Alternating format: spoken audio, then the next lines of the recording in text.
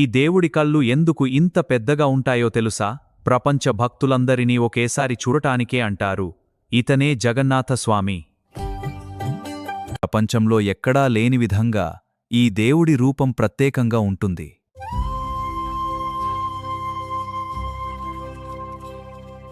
పురీ నగరంలో వెలసిన జగన్నాథస్వామి సాక్షాత్తు శ్రీకృష్ణుడి రూపమని భక్తులు నమ్ముతారు. ఆయనతో పాటు అన్నయ్య బలరాముడు, చెల్లెలు సుభద్రాదేవి కూడా కొలువై ఉంటారు.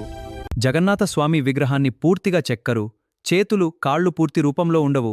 ఎందుకంటే దైవానికి రూపం లేదని సూచించడానికి ఇదే సంకేతమంటారు. భక్తి ఉంటే చాలు, దేవుడు ప్రతి రూపంలో ఉంటాడని జగన్నాథుడు చెబుతున్నాడు. ప్రతి సంవత్సరం జరిగే జగన్నాథ రథయాత్ర ప్రపంచంలోనే అతి పెద్ద భక్తి ఉత్సవాలలో ఒకటి. లక్షలాది మంది భక్తులు స్వామి రథాన్ని లాగడానికి పోటీ పడతారు. ఎందుకంటే జగన్నాథుడి రథాన్ని లాగితే పాపాలు తొలగిపోతాయని విశ్వాసం.